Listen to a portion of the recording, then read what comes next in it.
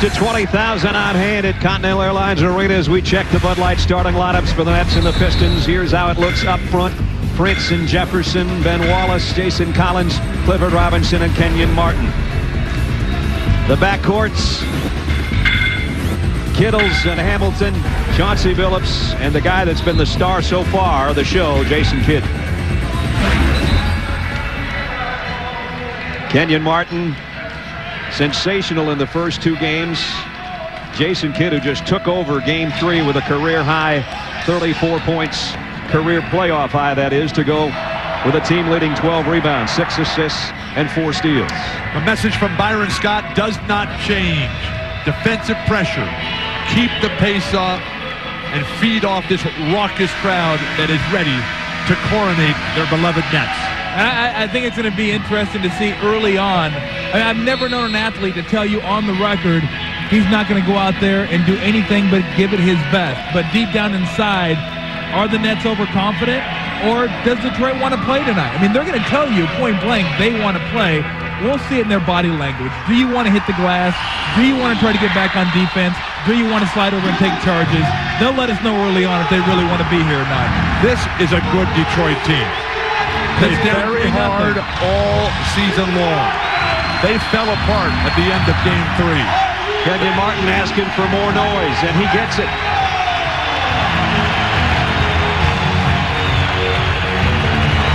Greg Willard, Steve Javie, Dick Bavetta, our officials. Game 4, Eastern Conference Finals.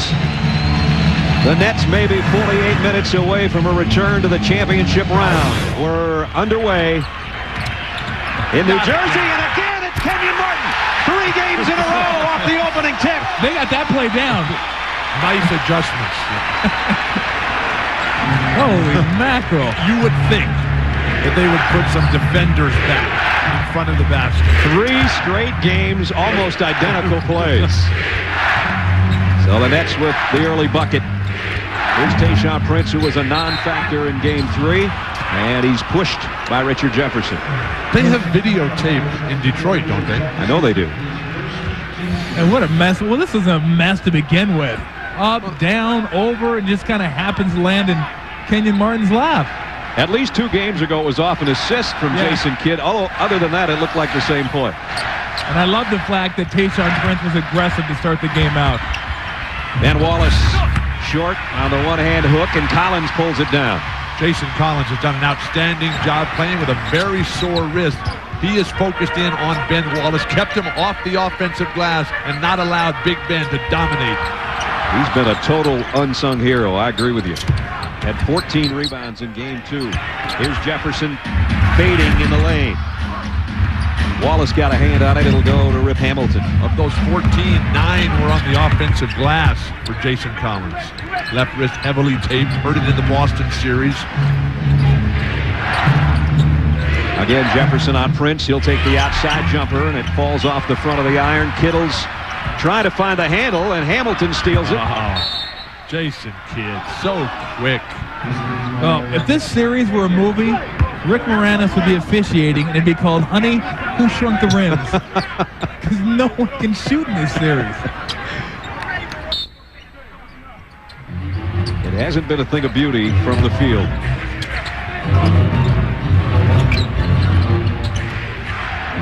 Chauncey Billups has not been able to get by Jason Kidd.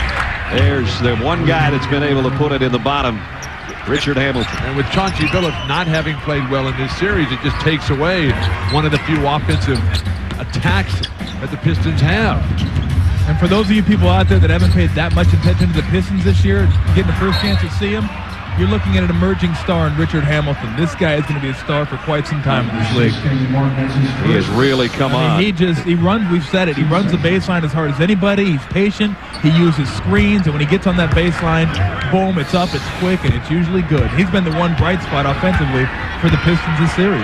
24 in each of the first 2 games and 21 the other night. The release, the explosiveness, and the durability, things that I did not see from Rip Hamilton when he was in Washington. Just right on cue, just inside the elbow, he gives Detroit the lead. The foul, by the way, the last time down court was on Kenyon Martin, so we'll watch that. but we've seen Rip Hamilton do this early in his career when he's playing up at the University of Connecticut, dominating the NCAA championship game, busting the Duke Blue Devils. Collins misses on the baseline. Wallace clears it off. So Detroit at least has hushed the crowd here in the opening minutes. And Chauncey Billups just lost it. They did that in Game 3. Yeah. But in the playoffs this year, Detroit, having the home court advantage and having to play games 3 and 4 on the road each series, they have yet to win game 3 or 4 in any of their 3 series. So you look at Rick Carlisle, their second-year head coach, who's done a 50-win job both seasons. He's been the head man in Detroit. Coach of the year last year. Hamilton, this time is off the mark. Kenyon Martin all alone for the rebound. And that Kidd looking to push it for the Nets. No offensive rebounding for Detroit. Jason Kidd, pull-up jumper, and knocks it down. Well, they're doing a good job of getting back on defense. They did not do a good job of getting back on defense. This is something they need to do more. Push the ball. Terrific defense, Kenyon Martin. The speed of a guy 6'9", former #1 draft pick, keeping pace with Rip Hamilton. And here's Kittles. You see how fast the Nets just took the ball on that turnover, got it up court. Kidd bet Kittles, and Kittles knocks it down. Well, here's the one guy on the break. Kenyon Martin and Richard Jefferson are going to try to get to the rim. You can spot him on the break, and he can release it quickly before you get there. Chances are that thing's going to find the bottom of the net. If Kerry Kittle starts to get off from the outside, it could be doomsday for Detroit. He's been pretty quiet, except on fast break points. And Rip Hamilton backs him in. And Hamilton has all six of Detroit's points. Off the ball foul on Clifford Robinson, trying to root Kenyon Martin off the block. That's not easy to do. No, well, Kenyon Martin, a major step for him was Game 4, the closeout game of last year's finals. Byron Scott was talking about it before the game tonight.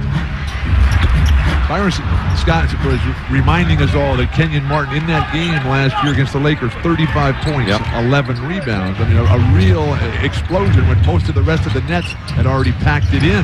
That was and is still his career high. He matched it during the regular season this year, 35. Billups, nice drive right past Martin. And a classic example of Jason Collins just being committed to Ben Wallace. And no matter what happens, he's staying on Wallace, even to the point of allowing a layup. Kittles. Nice passing. Way back. Martin and blocked by Tayshaun Prince. Nice job by Prince defensively. I mean, you talk about a guy with a 7'2" wingspan. You're a big center. You're looking at him thinking, I can go up over this guy pretty easy. He's only a small forward. Wrong answer. Let's go back the other way. I asked Tayshaun about him being emotionally tired. Here we go. I'm not biting. Not biting. He denied it.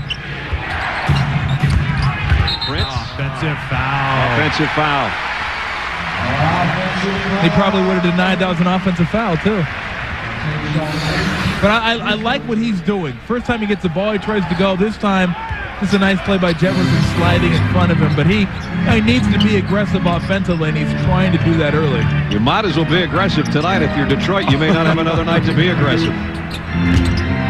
Kidd. Nice. Oh, what a pass to Collins. And the great, it doesn't amaze me so much anymore because I see it every single game with Jason Kidd, but to see it up close, to drop passes, not where the guys are, where they're going to be. It's incredible. It's like, point out one thing. Okay.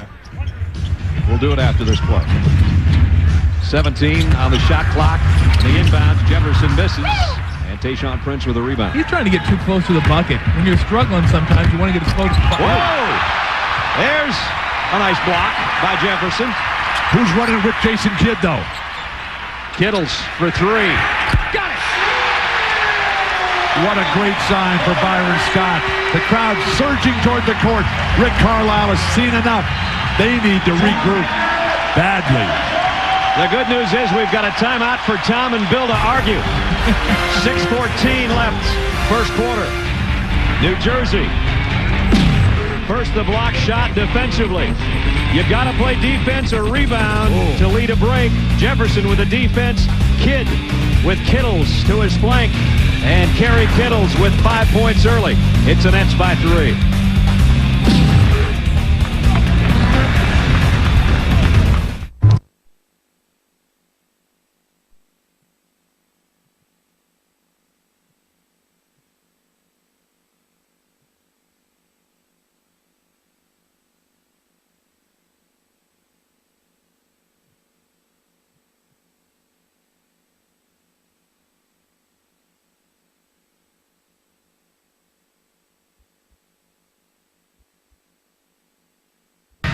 Game 4 Eastern Conference Finals as we check our Sprite Mad skills. You think the opening tap is more ceremonial than anything else? Think again if you're the Nets. This was Game 2 in Detroit. The lob, Kenyon Martin from Jason Kidd. This is Game 3, Thursday night.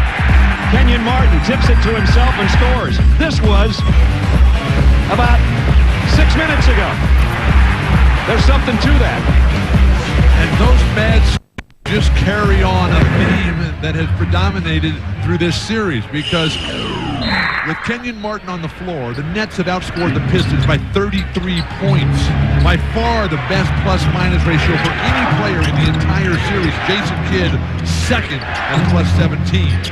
Two guys on the same team with that kind of plus. Here comes Mr. Plus, Jason Kidd. Slows slightly as Detroit gets back defensively. And in the Eastern Conference, the Nets are very much like the Lakers. Not only do they have the best player in the conference in Jason Kidd, they got the second best in Kenyon Martin. How are you going to beat them?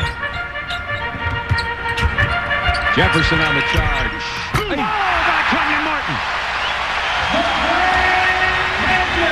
You might want to think about boxing him out. You think? Maybe get the body a little bit? Once he's up in the air, you might as well not even jump. He's over you and dunked on you before you even think about coming down. Here's Robinson trying to back in on him and walked with it. Fourth Piston turnover here in the first quarter, and they trail by 5. Similar scenario to Game 3. Kenyon Martin above the rim, throwing it down time and time again. A legitimate start for Detroit, but then the onslaught, the fast break points, the second chance points. Wait till Byron Scott goes to his bench. The other night, it started off 7-2 for Detroit. Now it's 9 straight points for New Jersey. This is dangerous right now for Detroit. Gary Real Kittle dangerous. is so hot that he's shooting with 2 guys on him and just ignoring Kenyon Martin. I like the fact that New Jersey's coming with the press. Jefferson just bounced off that Ben Wallace screen. He might still feel that tomorrow when it's all over. Here's Tayshaun Prince just inside the 3-point line. Well, that's like running into a sequoia when you run into Ben Wallace. This guy is solid. All capital letters, Mike. But that basket by Tayshaun Prince, he has just become the first player in NBA history to score more points during the postseason than he did during the regular season. Martin to Jefferson this time. Everybody getting into the high wire act. All 5 starters on the board, and it's a 7-point New Jersey lead. Throw it down a thong. Kenyon Martin and Richard Jefferson are like Team Tigger. Boing, boing, boing, boing. And you guys are all over the place. They can both get up, can't they? Nice pass down low to Wallace from Rip Hamilton, and he's fouled. And good foul right there, too. Make him go to the free throw line and make 2. But, you know, you get guys that can jump like this. You're just throwing it up. Nice back cut right there. And Tayshaun Prince has got to do a better job at keeping a body on Richard Jefferson. He lost sight of Richard Jefferson when he cut back door, couldn't put a body on him, and once he gets up in the air, forget about it. The beauty of Jason Collins, though, his ability to make that high post pass. How many centers in today's game will do that? And Wallace hits a free throw, cutting the lead to 6.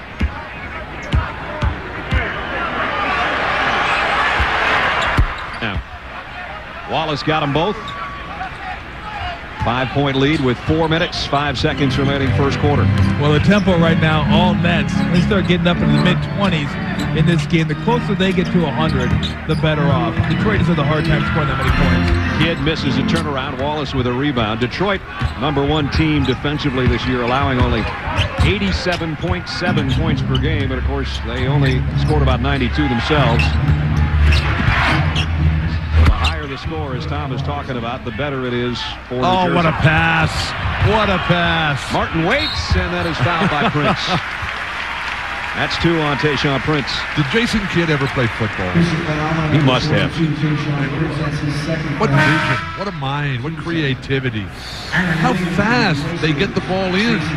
Visions of the Sacramento Kings. The ball never touches the floor, and there's 22 seconds left on the shot clock. Only 2 seconds expired, and they're underneath their own goal of scoring and getting to the line. Of course, to go along with that, that is absolutely pathetic defensive vision. Wait a second, you just told me that they were the best defensive team in the league.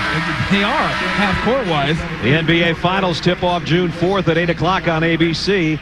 Log on to NBA.com for an exclusive look ahead at the potential matchups, including a statistical breakdown for all conference finalists Love it live on NBA.com. Kenyon Martin at the free throw line has 5 points early. Here's a guy that grew up in Saginaw, Michigan, at least the first 5 years of his life. And he says, I was a Pistons fan. I didn't have much choice. My grandpa had all this Piston paraphernalia. I had to wear their T-shirts or caps.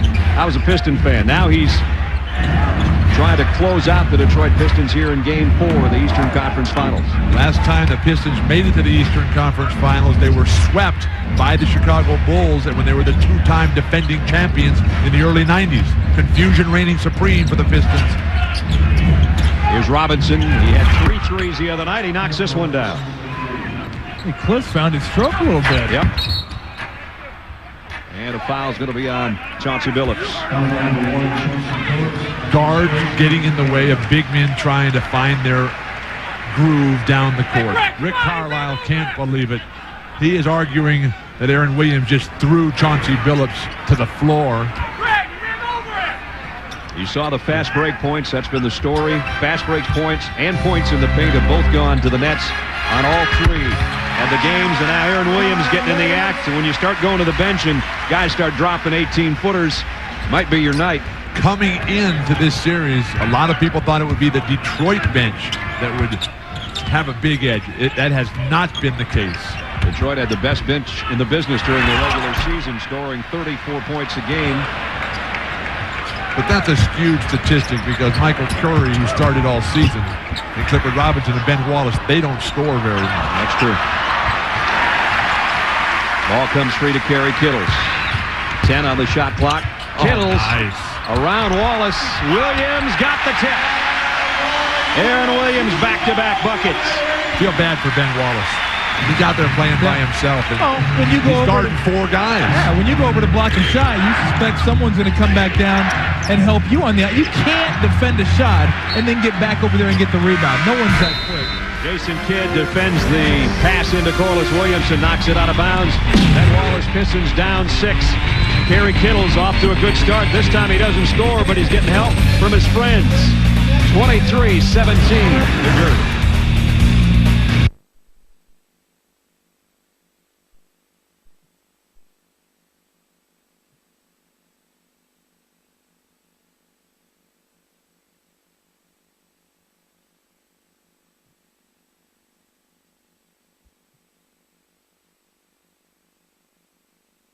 Jersey Nets, as they have won 9 straight playoff games. There's the single postseason NBA history. The Spurs have the record of 12 straight, that in 99. New Jersey hasn't lost a game since a month ago this coming Monday. That was against Milwaukee in overtime in round 1 of the playoffs. That's how hot they've been. When you asked the New Jersey Nets when was last time they lost, they said, I don't know when it was, but we know it was against the Bucks. One of the great things about New Jersey is that they're all healthy right now. A couple of minor injuries, including the wrist of Jason Collins. Jason Kidd knocks down a 3. But all the other teams are limping, are dragging. The Nets just running. And the slow regular season that they played all year long, right now, it has not caught up with them. As you heard Kenyon Martin earlier tell Michelle Tafoya, if we can win tonight, what a great thing it would be to just rest some of the minor nicks and scrapes. And Aaron Williams has done a great job off the Nets bench. He's got 6 points. That's just tissue paper resistance. I mean, I give Aaron Williams all the credit in the world, but that was way too easy. Detroit's got to try to stop the bleeding right now. The lead has swelled to 11. Didn't you say earlier that numbers don't count? Keep going. Keep moving, would you? Aaron Williams' numbers count. Jason Kidd is just too good. When this jumper goes down, when he's running away from the basket to knock down perimeter jumpers and then pulling up in transition. And how about this guy? 6 points and 3 rebounds in a hurry off the bench for Aaron Williams. I tell you what, the extra shots are killing Detroit. Well, fast break points. Well, you know that going in. You know New Jersey's going to get you the fast break points. In the paint, that's a result of fast break points. But +7, +16, +9, we get more field goal attempts than them. If you get more field goal attempts than a team, you're going to win most games. And while you have to be impressed with Detroit's effort most of the time.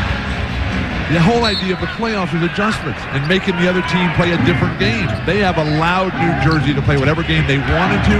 They've allowed the Nets to play to their strengths. You are not going to win or have even a chance, regardless of what the numbers say. The first two games at Detroit, it was more of a Detroit type of game, and they lost both of those in the final second and a half. And then since its move here to New Jersey, it has been the Nets game, and they ran away with game 3, and right now they lead by 11 with 61 seconds left in the first quarter of game 4. Aaron Williams picks up the foul, and Robinson will go to the free throw line.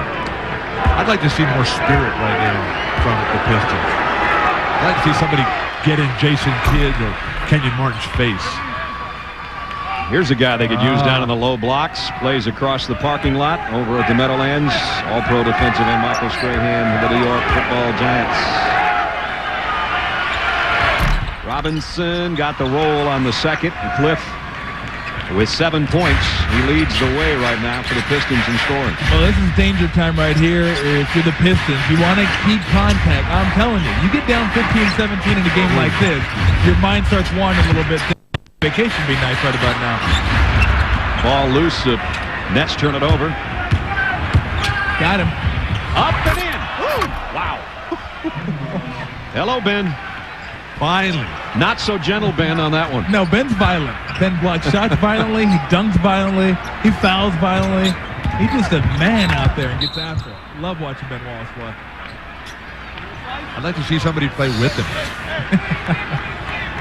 With that same type of motion, see right here, they just beat him down court. Great vision, keeping your head up and finding your big man running the court. Reward him, give him a biscuit. Jason Kidd blocked by Chauncey Billups, and another Nets turnover. Their fourth back-to-back turnovers for the Nets the last 2 trips, and they've watched the Pistons cut the lead down from 11 to 7. And that is why you don't jump to pass. A rare turnover for Jason Kidd.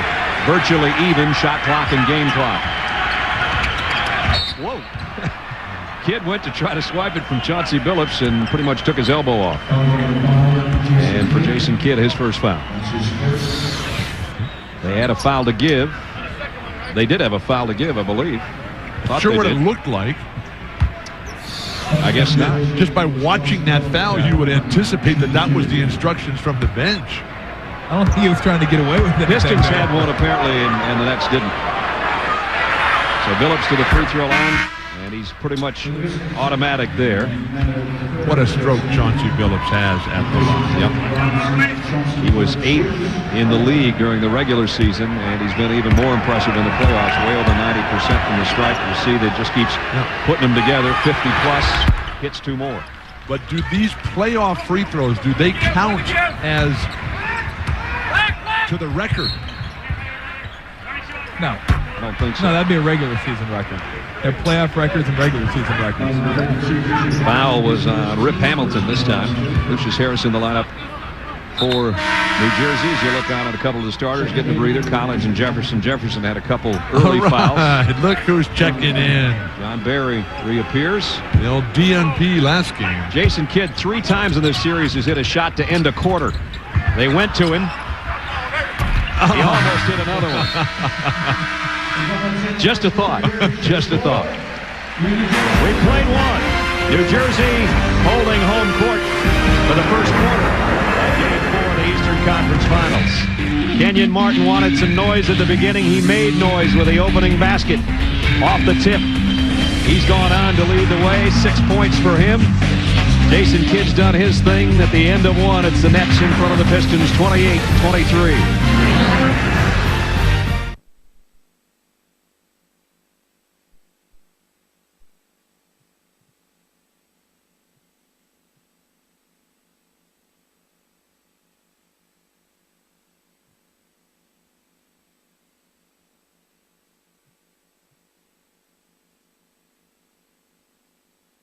Luck has a lot to do with things going on as well, and he got lucky on Thursday at the lottery. Each team was assigned a series of 4 number combinations, and if their combination number came up, they got the pick. The first 3 numbers that came up for the number 2 pick belonged to the Atlanta Hawks and the Memphis Grizzlies. If one more number had come up, the Hawks would have gotten the second pick. Detroit would have gotten nothing. But it came up Memphis, and that means Detroit got the pick. I can tell you who could have used the pick more between the two teams. Here's Chauncey Billups outside. The Hawks could use the first 13 picks. Oh, boy, that's brutal now. I have to go home and listen to people tell me that you said that. Anthony Johnson had just checked in. Ball thrown away. Nets turn it over for the 5th time. This is the same score as we had at the end of Game 3 after the first quarter. 28-23 Nets. And now Anthony Johnson in for Jason Kidd. Such a huge part, Johnson, in opening this game up early in the second quarter of Game 3. Chauncey Billups trying to back him in. Came up short. That ball was blocked by Anthony Johnson, who continues to shine. Look at the fast break points in this series in the first quarter. That is one of the all-time graphics about how you get off to a running start in an Eastern Conference final. Here's a good matchup. Kenyon Martin, Ben Wallace. Travel on Kenyon Martin. He just carried it that time. Love the jump hook, though. The growth of Kenyon Martin. Well, he can just jump right over you. Moves instead of just sheer power. You just saw Jefferson and Jason Kidd on the bench. The difference between, for instance, Game 3 and maybe Games 1 and 2 is when Jason Kidd went out. That was when the Nets took a couple steps back. As Bill said, with Anthony Johnson in there the other night, that didn't happen. He and Lucius Harris did a nice job in the backcourt, and that's the same two guys that are out there right now. And the Pistons are just not even contesting any rebounds on the offensive glass for themselves. You got to give yourself a chance. Well, they're scared that if they do contest them, they're going to get beat back on the other end is what's going to happen. If they send 2 or more guys to the offensive glass, they're not fast enough to keep up with the Nets. Of course, with Kidd being out, you might want to try to get a couple offensive rebounds now. That stops a 6-0 run that closed the first quarter in Detroit's favor as the Nets score with Aaron Williams. And Wallace had it partially blocked and threw that up off the glass, and it's Williams again with the rebound. Aaron Williams is playing spectacular basketball. He really is. Harris, 3, got it. Lucius Harris, and again, he and Johnson come in, and Harris does the job. It's the Nets by 10. And Rick Carlisle is in the referee's face. Greg Willerton, what is a foul on Ben Wallace? Our superstar, the defensive player of the year, an NBA All-Star, goes to the hoop, and he gets hammered, and there's no call. What is going on here? This has become a travesty. Harris from the outside, much like Johnson did the other night, holds 2 fingers aloft. It's a 10-point Nets lead.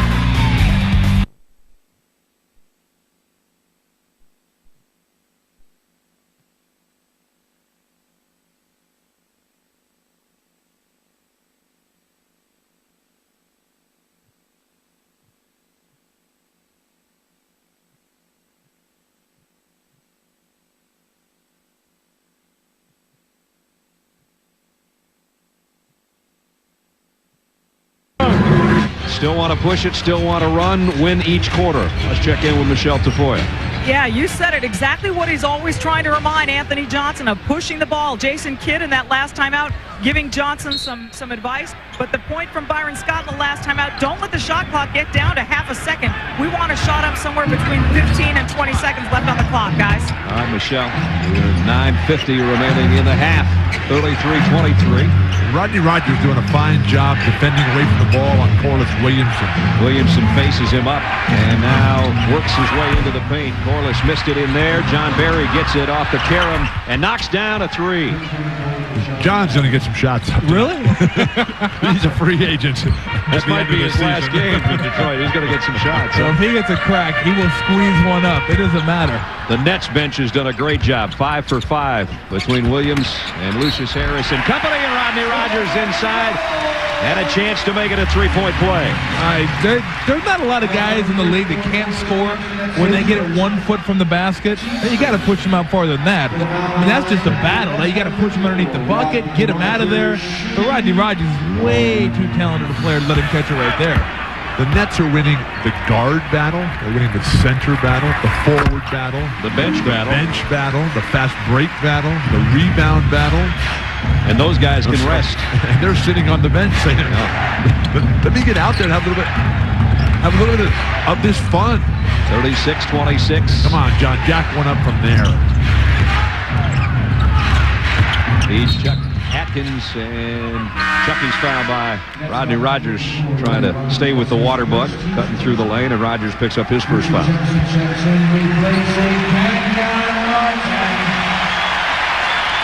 Well, that's where you got to be able to, if you're the Pistons, dig into this lead a little bit. Kenyon Martin on the bench, Jason Kidd on the bench, and their bench has been doing, the Nets bench has been doing a great job out there.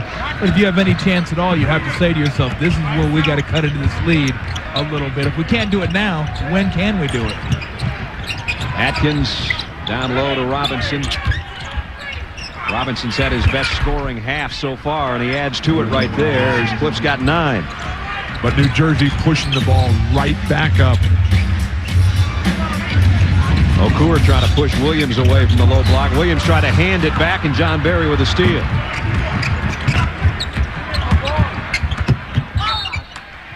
Out of bounds to the Pistons. I think the real question is this the right team for John Barry?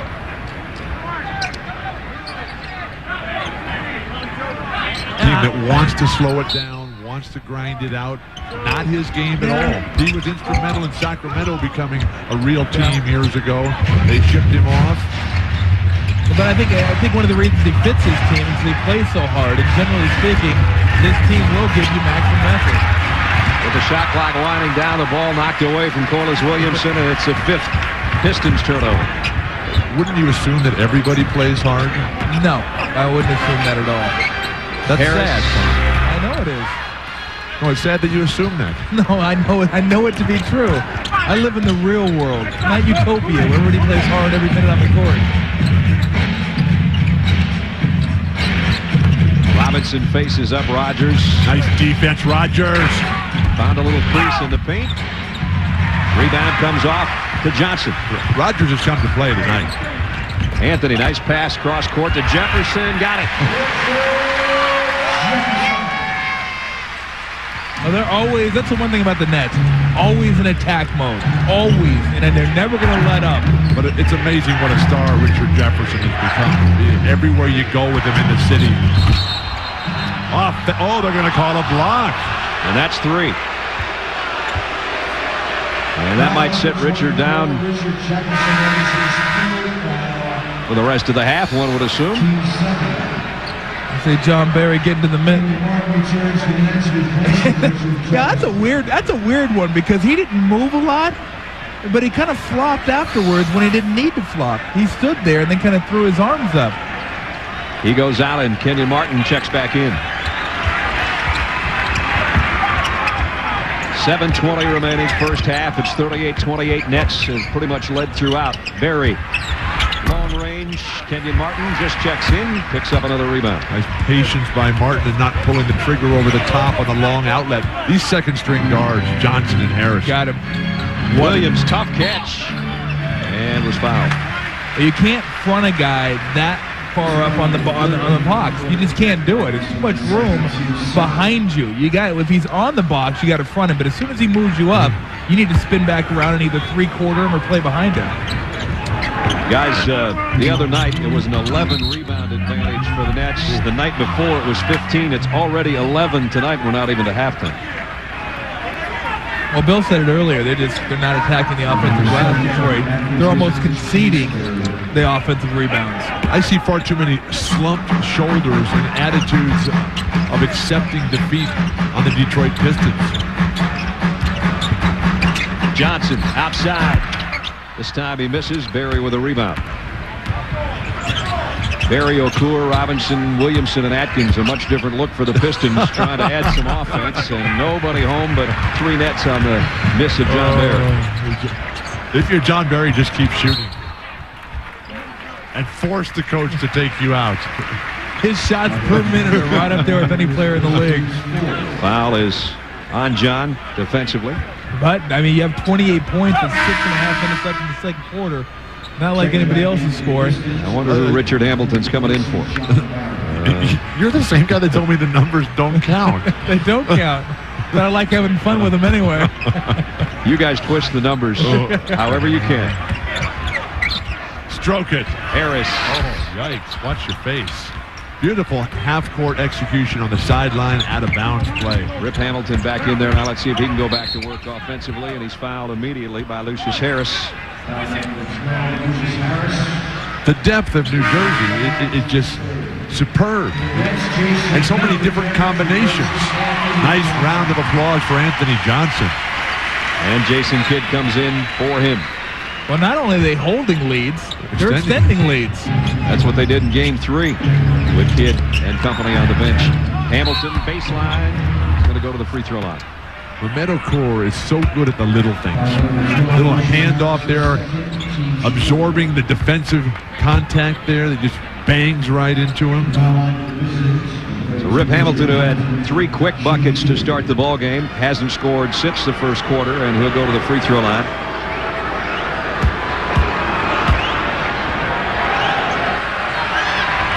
And Rip has 7. Monday night on ESPN, if necessary, we'll have Game 5 from Detroit.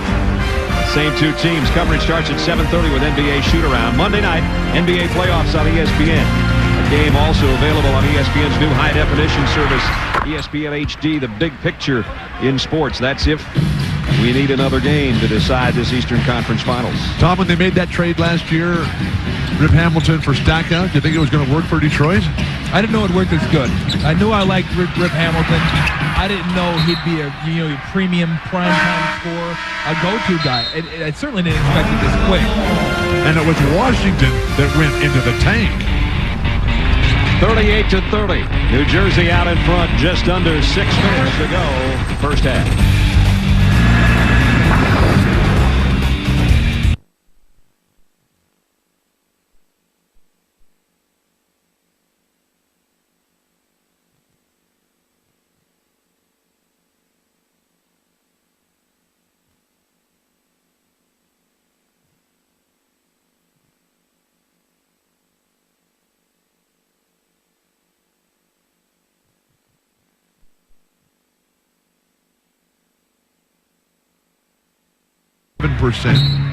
I think their best was the third quarter of Game 2. They shot 50%. I don't think they've been close since. Yeah. Not underestimate the defense of New Jersey. You know what, though? They've uglified the game a little bit in the last 2 or 3 minutes. And that's to Detroit's benefit. This is the 3rd field goal drop, though, that Detroit's been into 3 minutes or longer. Let's see if O'Connor can change it. Yes, he can from 3. His first basket. All of a sudden, you look up there, it's a 5-point game with a little over 5 to go in the half. And nice to see Memo O'Connor shave before the game. I know you were very concerned with that. Extremely. Kenyon Martin hands it off to Lucius Harris. He and Hamilton collide. No foul called. Outlet. Hamilton on the run. Aaron Williams gets back to defend. Atkins will launch a 3 and got it. And all of a sudden, the Pistons right in the thick of things, courtesy of their bench. Well, they've managed to suck the air right out of this arena. And they've managed to take the nets out of what they want to do. They're forcing them to play half-court game. Just not the strength of their team. Can Kenyon Martin get him going? Atkins and Okura with back-to-back 3s, and that one rattles out. Chance for Detroit to tie if they score this trip. When he learns what he can do with that move, watch out. Well, surprising, nobody came over and helped. I'd let him have that one all night, or I'd love to have him have that one from the Nets. Aaron Williams. He's everywhere, Aaron. Marvelous job off the bench. Now it's Rodney Rogers flying in, and he's fouled by Tayshaun Prince. And Prince will have 3 now. Well, this is the way the Pistons love to play. Just kind of hanging around, lull you to sleep, make you think everything's easy. And you're up 10, boom, you hit a couple 3s, 2-point game. And Wallace getting ready to come back in. Rodney Rogers goes to the free throw line. His 3 points have come in this quarter on a 3-point play.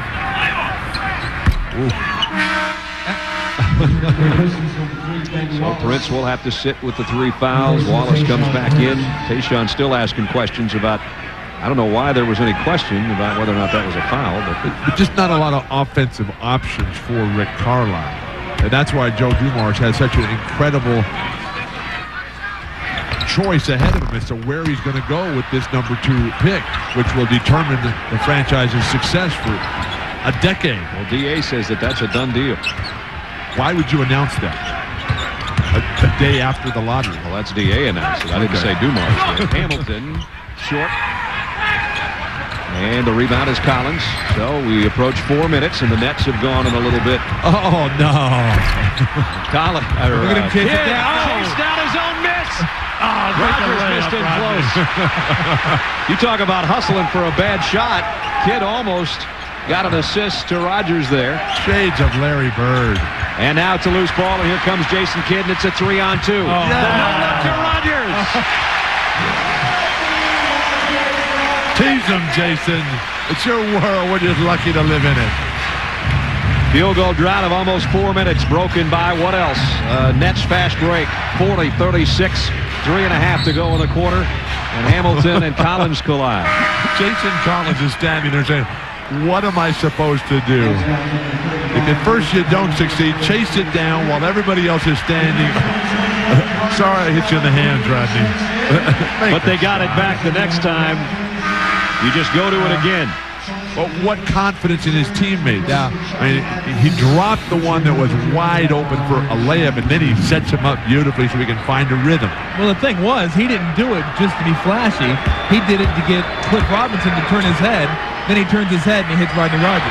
What's great about this year's playoff is that you got the two lead guys, Duncan and Jason Kidd, who play the game for other people. It's never about them. It's not about hype. It's not about self-promotion. Tony Parker wasn't too ugly in the third quarter last night either, was he? My goodness. Ooh. Everything. Hamilton's got 10 to lead the Pistons, and they're within 2. Scalabrini in there for New Jersey, along with Collins, Martin, Kittles, and Kidd. Nice switch on. Martin this time he got it. What explosiveness, what lateral mobility, and no response whatsoever by the front line defenders for Detroit. Well, once he gets to the middle of the court, there is nobody in the league who can't just jump over. And steals the ball here. Great job fronting defensively, comes up with a steal. Kidd for 3. Collins and Wallace get tangled up, and Wallace is going to get the foul. The relentless work on the offensive glass for Jason Collins paying off. This guy's made a major contribution for Detroit. Well, Detroit has worked its way back in the ball game, but the big fella, since coming back off the bench, starting to do his thing inside. 2:45 and a half, 42-38 Nets.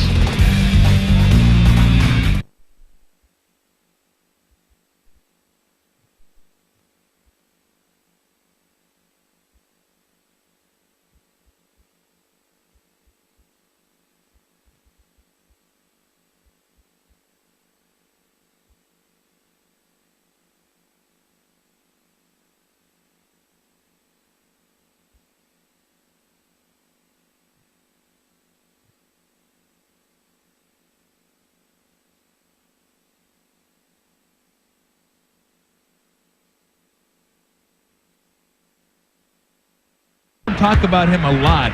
Bill's pointed out how important he has been, just kind of a cog in the wheel. He has 14 offensive rebounds this series compared to Ben Wallace's 12. More offensive rebounds than Ben Wallace.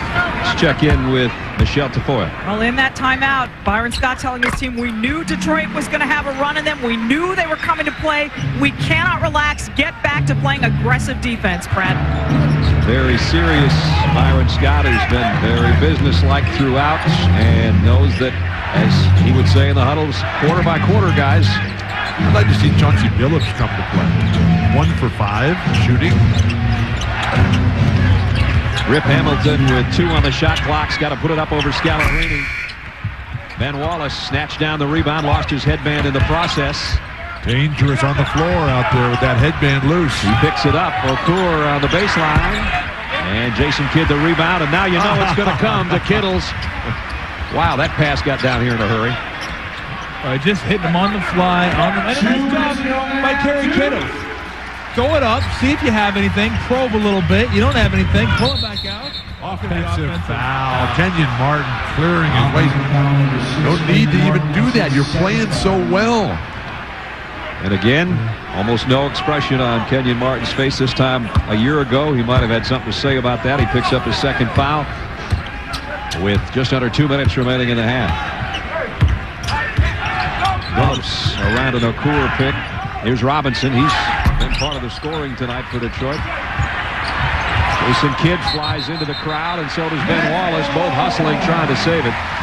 How are you ever going to pick up fouls against New Jersey's front line if Ben Wallace is not going to try to go to the hoop, if Okur and Clifford Robinson are going to stand at three-point line and just jack it up all the time. I love the fact that Ben Wallace gets the offensive rebound, tips it out, dives into the first row trying to get it, and four of his teammates are standing at half court. Yeah. Might as well get them some nachos and popcorn. And somewhere in there he picked up his headband that flew off.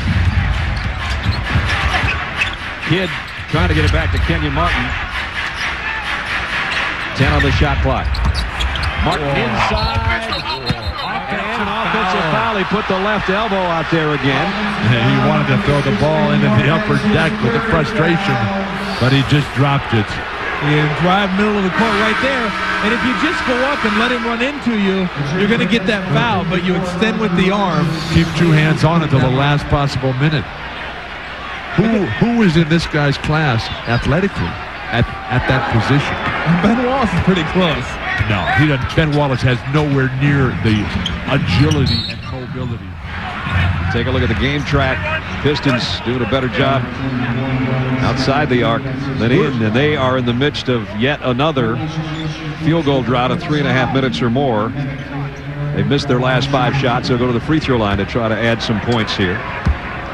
Okur, the guy that had the good game in game 1. 12 points off the bench. He's got 4 off the bench tonight. Tomorrow night, our friends at TNT have San Antonio and Dallas game 4 at 8:30. Monday night on ESPN, if necessary. These two teams would meet at 8. Wednesday, June 4th on ABC. Don't forget, it's game 1 of the 2003 NBA Finals at 8 o'clock. What great words by Don Nelson last night about Dirk Nowitzki's injury. Saying nothing is more important than this young star's health. Jason Kidd, tough shot. That's what they say, mouth. Just right in your mouth. You think about Dirk Nowitzki, who's very doubtful for game 4 and doesn't help the prospects of the Dallas Mavericks, obviously. And that is too bad. It's very sad. Hamilton. Nice move by Rip Hamilton. Couldn't quite finish it. Collins again has the rebound. Jason Kidd, head on a swivel. Final 35 seconds. Pull-up jumper. Got it! And they get the 2 for 1. Just inside the three-point line for Jason Kidd. He's got 9. The lead has gone back to 9. Surprising it happened when Jason Kidd came back in the game. Isn't it? Funny how that works. Hamilton trying to quiet the crowd and does. You can almost count those. That's almost as money in the bank as Jamal Wilkes when he used to shoot the baseline 20-footers. Here's your final 10 seconds. The 20-foot layup. Yep. Will it be Kittles or Kidd? Jason Kidd, as we said, 3 times has ended a quarter in this series with a shot. Tonight it's behind the back, but a foul before the slam. That is such pretty basketball. Playing the clock, execution, getting the ball quickly into the guy's hands, down the lane. So many defenders, the wraparound to a guy who can finish on the move. No stopping this. So Jason goes to the free throw line, his first trip there tonight, looking for his 10th points of the ball game, and has it. Well, Detroit did a good job in that span of slowing the game down. New Jersey did an equally good job the last 2.5 minutes of speeding this thing back up a little bit. Jason Kidd, the first net into double figures with 11 points by adding that free throw. 2.4 left in the half. Rip Hamilton's got a shot from midcourt.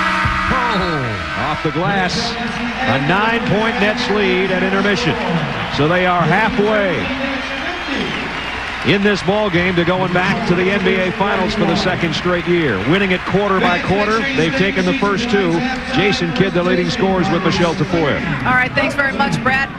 You had a double-digit lead earlier. Clearly, they've got a few runs in them. How are they keeping it closer tonight than in Game 3? Well, we're not getting quality shots. We're missing, and then on the defensive end, we're kind of lackadaisical. We don't have that killer instinct, so we got to find that coming out of the locker room because they got too many wide-open threes.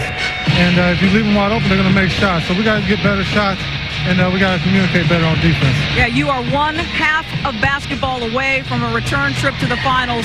How much more aggressive can you guys be in the second half?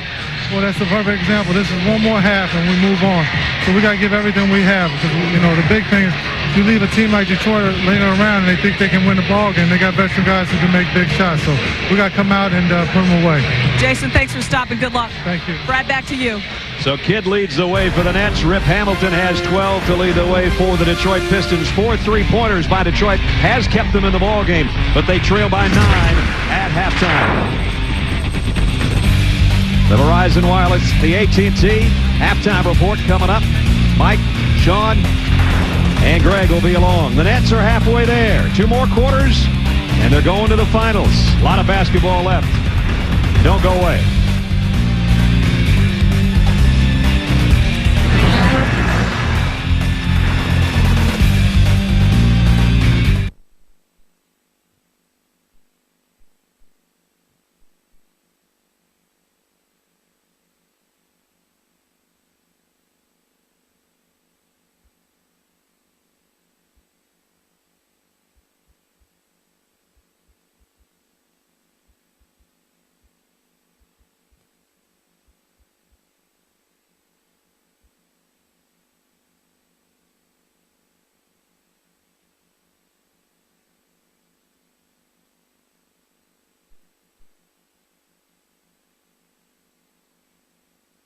At halftime, number 1, don't let up. Number 2, we have to take better care of the basketball. We had a 4 or 5 minute lapse there on defense and where our offense got a little helter-skelter. Let's finish this thing off, and let's finish it off on the offensive end, Brad. They did have some sloppy moments. They had 10 turnovers in the first half, and we're underway third quarter.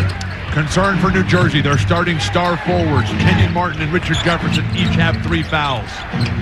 Here's Rip Hamilton. Oh, that's a tough shot to start the half. And Collins a rebound. Here comes Jason Kidd. And he goes through people and leaves it for Collins. There is no reason to keep Chauncey Billups on the court that I can see. He's hobbling. He's not moving well. The ankle seems to be bothering him. Jason Kidd just pushed him off, opened up an easy layup for Jason Collins. I mean, if he can't go and he can't go at maximum efficiency, you might as well get Chucky Atkins in there. And you see him right there jumping up and down on it, trying to loosen that thing up. He's already played as many minutes as he did all of Game 3 the other night. He had 18 minutes in Game 3. And you look right there, I mean, he was a dominant performer before the injury, and since just hasn't been able to get it going. And you see the 30% field goal shooting. That's because there's no explosiveness. There's no lift. Hasn't been able to get it going. What about the overtime of the closeout game against Philadelphia? Ask Allen Iverson if he can get it going. That was 1 half that he's been proficient since the injury. He had 3 threes in that overtime, and really he has not done that much offensively since. Best game he's had in this series was Game 2. He had 15 points and 10 assists. He told us that the injury's not bothering him and no longer a factor. Oh, that's not what he told me last night. Or Thursday night, rather. He missed the shot there. Jason Kidd weaving through everybody. Trying to leave it for Kenyon Martin, who is to go to the floor to get it. And got a timeout. So a little bit sloppy. It was fun watching Jason Kidd dribbling through blue jerseys, but they didn't come up with anything. And 22nd timeout. It's a 11-point game. Chauncey Billups talking with Dick Bavetta. We talked about the injury and when it occurred and how it occurred. It occurred against Philadelphia in Game 1. You're going to watch him. Eric Snow's defending. He comes down on Eric's left leg, and right there, the ankle goes. And he missed Game 2, 3, and 5. Limited duty in Game 4. Chucky Atkins came in and did a nice job for him, but he just hasn't quite been himself since then. Well, they've got a fabulous trainer, Mike Abdenauer, who's been with the Pistons for an eternity. And if Abdenauer can't get him better, probably talking about serious operation at the end of the season, or maybe even amputation. Yeah, and Tommy Abdenauer, the athletic trainer of the Warriors, wanted to make note that Mike is his second best-looking Abdenauer brother. That Tommy Abdenauer was number 1. Well, there might be only an hour left in the Pistons season right now, with all the hours we're talking about. Yeah, stroke it. What a pass. That was pretty. Terry Kittles comes out of the pile with it. But they got a reset of the shot clock. You glance it off the rim right to your teammate. Get a good set offensive scheme here. You will find the silver lining, won't you? Jason Kidd got it. And the lead swells to 13. Second chance points. That's the biggest lead of the night. Everybody making contributions.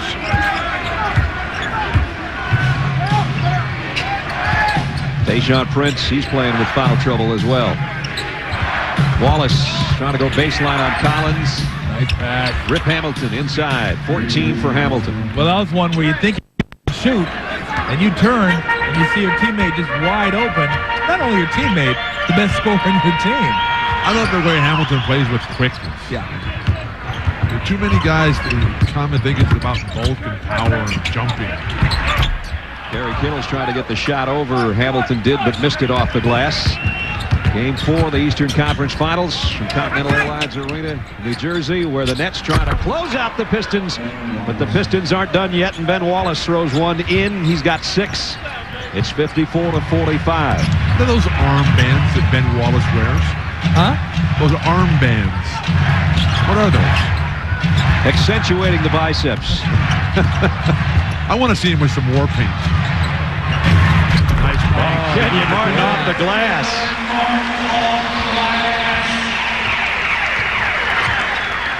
The PA announcer here just say off the glass? Absolutely. You just throw that in there? How about that? A little commentary go on in the play. With Robinson. Rebound Jefferson, the outlet to Kittles. A little weak getting there, but Kenyon Martin picks it up. Jason Kidd finishes. Rick Carlisle has to have a timeout. The Pistons are quitting on him in front of our eyes. How can this be? This team has so much pride and so much heart all season long. Even when the outlet passes aren't as crisp as they'd like them to be, the Nets are finding something positive, including the long-range jumper off the window by Kenyon Martin, and then he leads the break to Jason Kidd. That's backwards. It's 58-45, New Jersey.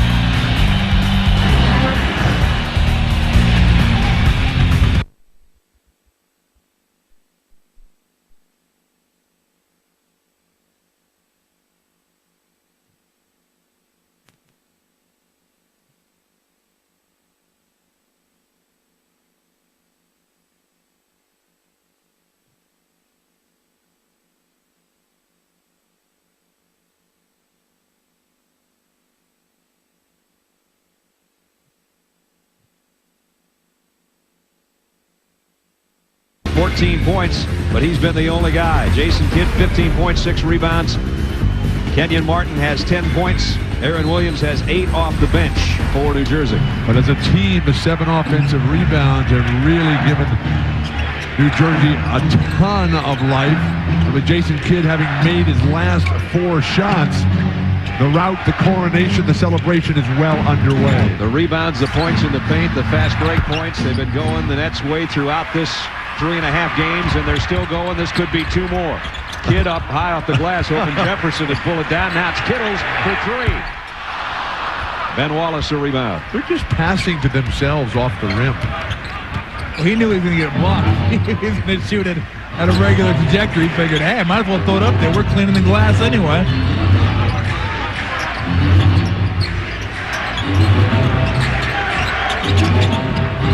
Phillips over to Hamilton with 3 on the shot clock, and again, Richard Hamilton, 16 for Rip.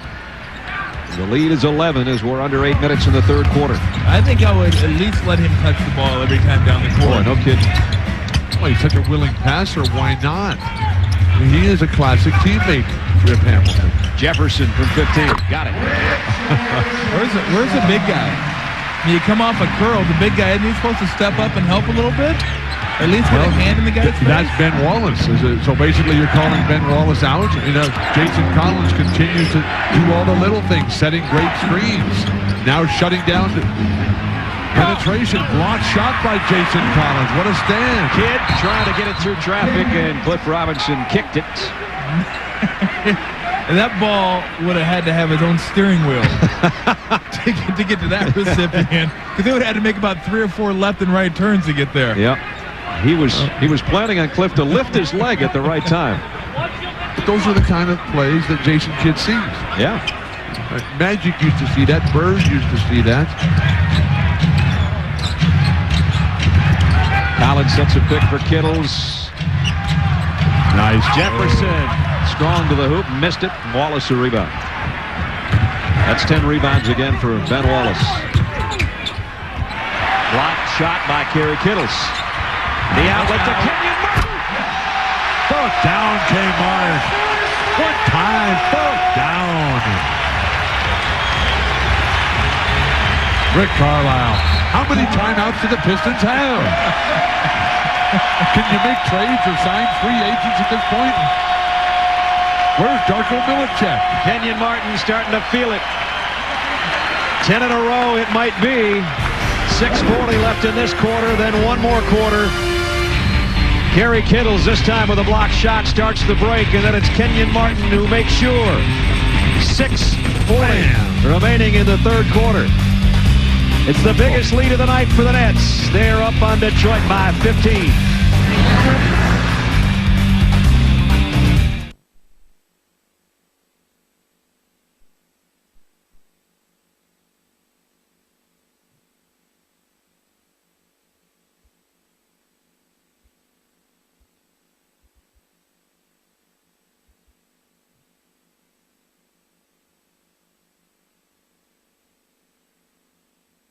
Team could depend on him. He says, I am understanding the NBA game better than I ever have before. I understand what it takes to be successful, and I'm doing what I can do to carry my team when they need me to carry them, Brad. And he has at times, that's for sure.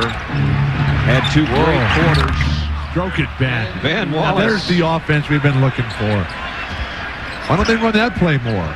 Ben from 17, and it's a 13-point lead with 6:15 remaining third quarter. How many of your questions are rhetorical? I love the fact that Now he's going to ignore you when you ask the question. didn't say a word when they named Richard Jefferson to the Olympic team. Nice. Good move, didn't finish it. Tayshaun Prince the rebound. Kenyon Martin didn't complain a bit when he didn't get named to this year's Eastern Conference All-Star squad. Clifford Robinson knocks down a three. Well, the Pistons keep coming with that sort of efficiency out of the timeouts. I encourage them to call more timeouts. Yeah, but like you said, they're running out of them. Down to 10.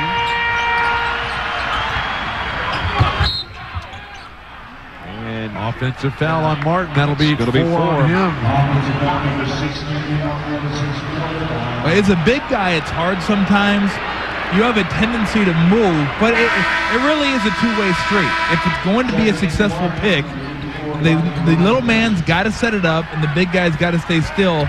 But sometimes you feel like as a big man, if you're not setting a pick, you need to get over there and move and pick that guy off, and that's when you get called for the foul. so Kenyon Martin will have to sit with 4, and Rodney Rogers comes in to take his spot in the lineup. 15-point lead's been sliced to 10 with 5:25 to go third quarter. Hamilton, double team. Jason Collins' defense again.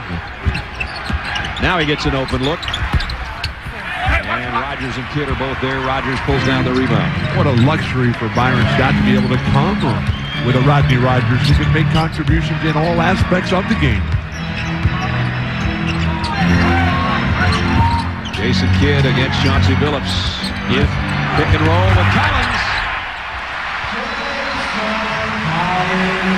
He is. I mean, I'm surprised they haven't done that more. A little more pick and roll with Jason Kidd in the half court. He's so effective. But look at Jason Collins holding that wrist, running back on defense.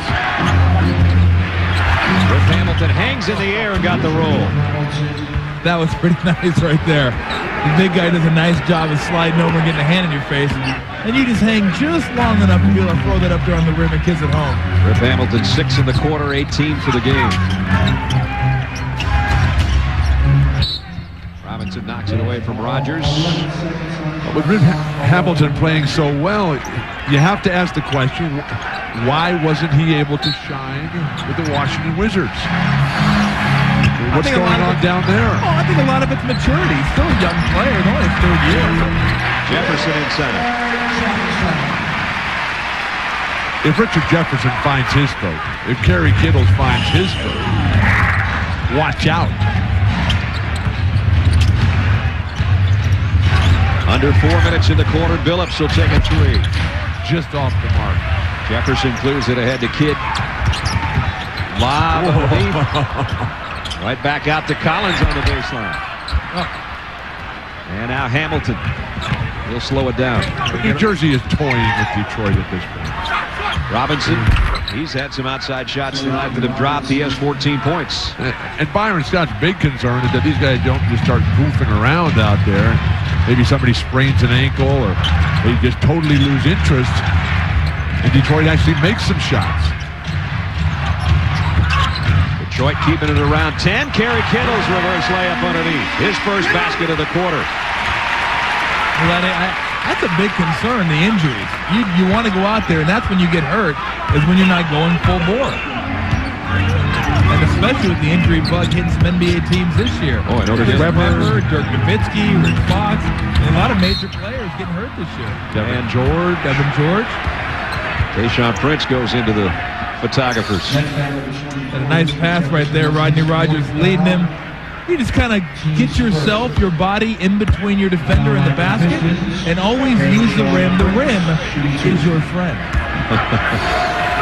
Prince at the free throw line. So Jefferson now has 4 fouls. Kenyon Martin is on the bench with 4 fouls. And Tayshaun Prince trying to cut the Nets lead down to 10. And he did get the roll. NBA Finals tip-off June 4th, 8 o'clock on ABC. You can log on to NBA.com for an exclusive look ahead at all the matchups, stat breakdowns, and all the rest for all the conference finalists. Love it live on NBA.com. Here's Jefferson against Prince. Everybody got a hand on it. Kerry Kittles comes out of the pile with it. There's 3 Nets in perfect position. Jefferson not to be denied. Richards in double figures now with 10. He had a hard time getting anything to drop in Game 3. Tonight, he's got 5 field goals. Richard looks at Dick Bavetta and says, just one time put me at the free throw line. Hamilton. Nice closeout defense by Jason Collins. Clifford Robinson has really come to life in this game. Clifford's going nuts here in the second half. 16 for him. He and Hamilton lead the way. 18 for Hamilton, 16 for Robinson. This is dangerous for the Nets because I think Bill's right. They're not mentally as into this game as they should be. And 10 points is a pretty big lead, but a couple turnovers, a couple threes, and you're saying, how in the world do we only have 5 or 6? Nice move over Ben Wallace. Twin has 10. His brother, of course, Jared is with Utah. But everybody calls both of them Twin. Depends on what team you're on. They both got the same name. One of the few times Ben Wallace able to get to the offensive glass. And now backing in on Twin. Look out. What do you call that? Anger? That's angry. That's angry, and that's posterized right there, too. That's a man's move. It's a man's man. Technical foul, Ben Wallace.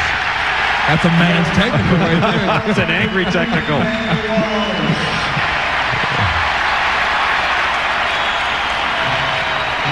I think he was saying, and not too politely, that I was getting mugged down there before I actually dunked that one.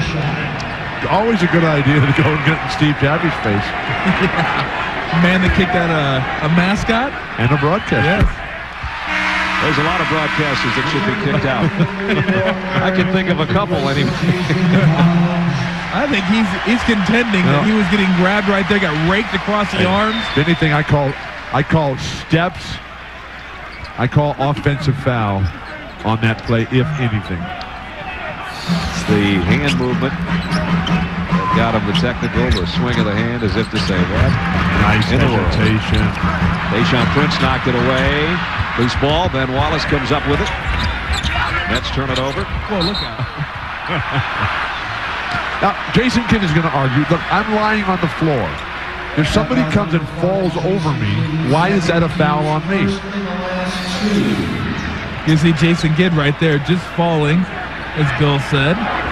He is lying on the floor, initiating no contact defensively. Yeah. Isn't it the offensive man's responsibility to go around him? I agree. I'm not going to argue. I think he may have lifted his leg a little bit, but I think Jason got fouled right there. Wallace. And Aaron Williams makes sure he didn't dunk another one. There's some strong guys going at it out there. You know what he is right now? Fully aroused. That's what he is. He's getting the ball. He's going right to the rim, and he's saying, you know what? You go ahead and try to stop me. You try and stop me. He is, as Tom Wolfe would say, a man in full. Only 2.3 seconds left third quarter. Nets maintain their lead. They're up by 11.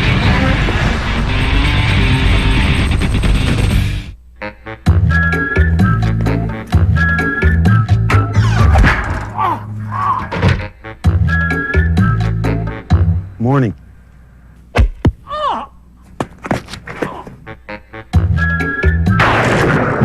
Those are all good, but after cheating on me, he deserves something way more painful. Tell it over a great tasting, less filling Miller Lite. It's Miller time. You want to race tonight? Go! On a ride this fast. Let's see what this thing can do. In a game this dangerous. We have the suspect surrounded. You need someone to watch your back. You and me, just like the old days. We're gonna do this big!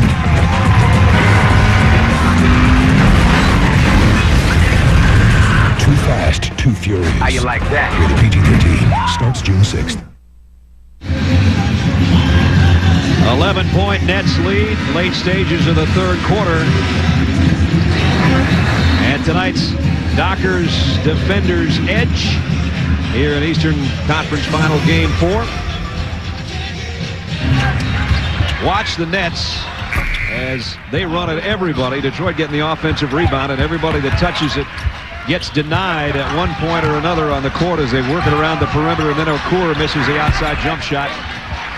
And that's your Dockers Defenders Edge. Log on to ESPN.com and vote for your Dockers Defenders Edge. Swarming, collapsing, rotating. Everything coaches preach on a constant basis. Clock management here at the end of the third. If New Jersey pushes this ball after the free throw attempts, they've got a real chance to get two opportunities. Check in with DA as Ben Wallace goes to the free throw line. Guys, you've talked a lot about Ben Wallace's form as a shooter, and Rick Carlisle thinks it's not bad. Thinks the rotation is good. The one problem is that Ben sometimes leans back a little too much, both on his jumpers and his free throws. And Rick thinks that's something he's got to work on this summer, but he can work on it and be a better shooter at both ends of the floor. Guys. He had hit his first two. He missed those two. You saw what DA was talking about right there. He let the ball go, and he faded backward. Shaq had a problem with that. Still does sometimes. When Shaq's in the free throw line and he shoots it and falls forward, that's when he's at his best. Jason Kidd working the baseline. Fadeaway jumper. No chance there, but Aaron Williams is there again. And now Ben Wallace snaps down the rebound. Final shot can be Detroit's here as they trail by 11, trying to get it down to single digits going into the fourth quarter. But who's going to be the guy that's going to work with Ben Wallace on his offensive game? Billups found a crease and didn't quite get it, but he'll go to the free throw line. Williams picks up his third foul. Just not there for Chauncey. That's a nice move. It's just funny. You just go through those things where sometimes these go when you're hot, sometimes they don't go. I mean, a week ago, when he was rolling, the shot goes in. He goes to the line for a three-point play. No reason that can't fall in, but you're not shooting well, and it doesn't fall in. The real hope for Detroit coming in was that Chauncey was going to get better. And I don't see him limping up and down the court, but the games he was playing against Orlando early on when he was head-to-head with Tracy McGrady, one of the game's true greats, that was absolutely spectacular. Detroit has a foul to give. They won't need it. Jason Kidd. Oh, boy, that thing was online, but it was too strong. Well, they led at the end of one. They led by 9 at halftime. They still lead by 9. 1 quarter away for the Nets from a return to the NBA Finals. They've got 12 minutes to go on their home floor. We'll see if Detroit can do something about it when we come back.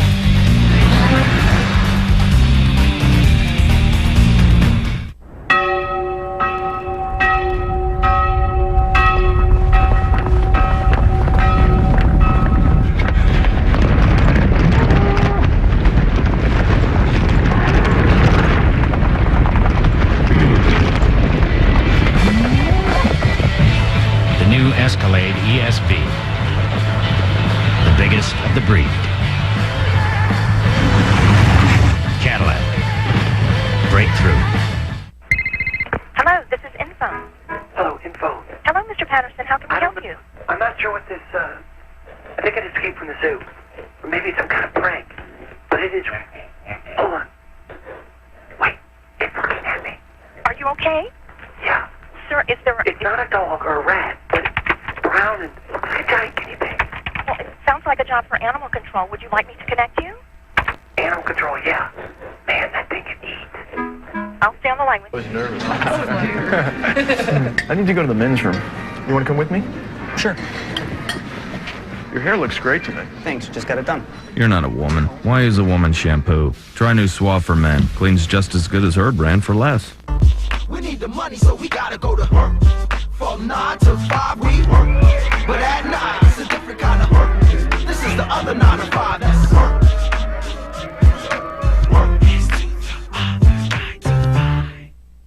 When it comes over me, and I totally lose control,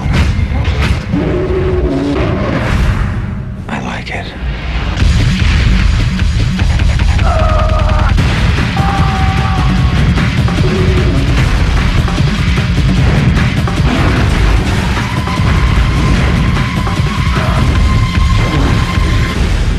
You sure you're okay? I've never felt better. Rated PG-13 at theaters June 20th. Dirk Nowitzki is as unique a player as I've ever seen. Right now, just at the beginning of his career, he's one of the top 5 players in the entire world. Ben Wallace is tenacious, rebounding, block shots, can chase little guys down the floor. You have some of the greatest athletes to ever play basketball playing today. And that's why I watch the game, because I think we see great individual talent every night. Watch the NBA Finals, Game 1, June 4th at 8 p.m. on ABC.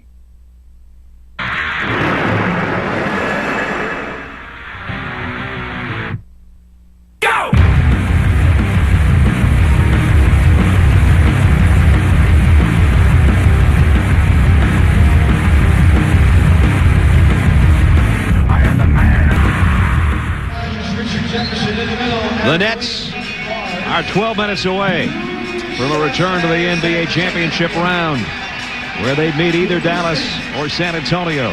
Through 3 quarters, 73-64. They led by 5 at the end of the first quarter, 9 at halftime. The lead is still 9, 12 minutes left. That kind of fired me up. I'm ready to go over there and get Jeremy Shockey and do a little mosh pit. Jason said he wanted the big boys. Time to close this out. Put on a show here. Fire this crowd up. The people in New York City, they believe in this squad right now. Turn it over. And Detroit comes back down with a chance to get even closer. Remember, they've trailed by as many as 15 in this half. So the Pistons not done yet. Robinson's been a good force offensively tonight and continues to be. Oh, you can't let him back down like that. You can't let him get too crippled. Richard Jefferson can't keep Clifford Robinson from backing down. The only guy that can stop Clifford Robinson is Clifford Robinson. That's how much talent he has, even at 37 years old. Jefferson from the elbow, got it to go. 12 for Jefferson. You have 4 starters for the Nets in double figures, and Kerry Kittles soon to get there with his next point. Same with Aaron Williams. He's got 8. Kittles has 9. And the 4 guys you're talking about, Jefferson, Kidd, Martin, and Collins. And Rodney Rogers has had a strong game tonight. Jefferson goes down. Offensive foul. And that is 3 on Robinson. Those are the toughest calls to make. Because when do you let him stop battling? I mean, Clifford Robinson's battling for position. Toughest call to Richard Jefferson's battling. A guy who's 4 inches taller and outweighs a little second-year player by stop it. By 40 pounds. Doesn't matter how big he is. Jefferson's battling too. Little. And a whistle foul before Jefferson made the move to the hoop. Like you obviously enjoyed being a big brother. I enjoyed being physical. But is it when do you stop it? Who do you call it on? That's the tough part. Because they're both going to battle for their position. It's their turf. Who wants it more? Rodney Rogers outside. Robinson nailed him on the follow-through. No foul called there. No argument whatsoever by the Nets about whether that ball was touched or not. Will Byron Scott even take Jason Kidd out of this game until it's decided? I would think not at this point. That one's going to be on Richard Jefferson. That is 5 on Jefferson. So 10 minutes and 21 seconds. The Nets are away from going to the championship round, and you talk about taking out certain players. They've got 10 minutes and 20 seconds left in this, and then they got about 10 days to think about game 1 on June 4th on ABC. RJ's got a lot to think about because he never really got it going in this series. Robinson. Great defense by Martin. Corliss Williamson inside, and that is his first 2 points, and he led the bench scoring for the Pistons 45 times in the regular season, so Williamson's not been a factor tonight. Kenyon Martin, a little tougher guy to back down. A little stronger, a little more physical. And you see what Robinson did. Yeah. Look at the fadeaway. 18-foot fadeaway. The lead's down to 7. Harris inside on the dish from Kidd. Movement without the ball. Curl off a screen on the weak side. Rick Carlisle just beside himself. What is going on with our #1 rated defense? Jason Kidd's 6th assist on the night. Here's Robinson. He's been good outside, and then he kissed it off the glass somehow. Oh. Guys, this is 6-point. I mean, it's a 6-point game. It's getting serious. These guys are playing tough, getting after it. They're not giving up. And I don't know if the Nets realize this or not. It's a close game. Martin's in foul trouble. Jefferson's in foul trouble. Rodgers. And he's fouled. Corliss Williamson says, what am I supposed to do? Watch this shot from the corner. I thought it went off the glass. Maybe I was wrong. A 3-pointer from the baseline. It did. We have seen unique shots in this series. Hamilton. Rip Hamilton's one that went way up by the 24-second clock and came back through. You've really got to have a vivid imagination to bank it from that spot on the court. It's so wrong, it's right. He's the leading scorer right now for Detroit. And that's not a good sign. You want your leading scorers to be Hamilton, Billups, Prince, and you want Robinson and Wallace to be your leading rebounders, leading defenders, shot blockers. If you're Detroit right now, you'll take it from wherever you can get it. Yeah, that's for sure. Danny Manning. Hamilton looks to Corliss Williamson against Rodney Rogers. Spinning inside. Nice move by Williamson. It doesn't go for him, and Rogers picks up the foul. 8 minutes, 49 seconds remaining, 4th quarter. New Jersey at home. Their lead's been cut to 8.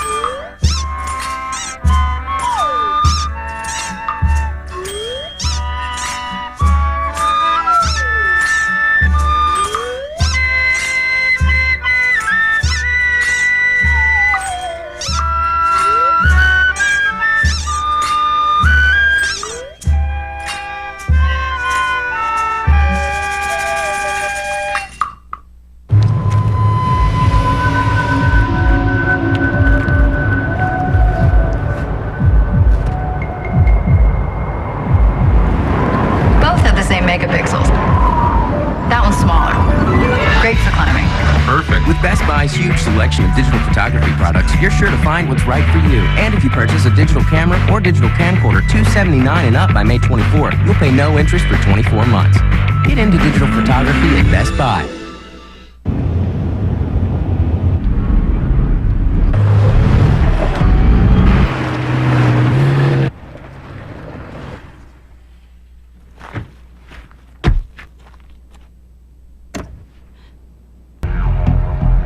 It takes more than an individual to win a championship.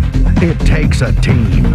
Everyone working together, playing defense, leaving their egos at the door. It's old school basketball, and those who know its secrets will show what it takes to become a champion. The finals are coming. Game 1, June 4th at 8 p.m. on ABC. ESPN's presentation of the NBA playoffs, brought to you by Best Buy. The latest technology and entertainment, all in one place. and Nissan, and your local Nissan dealer.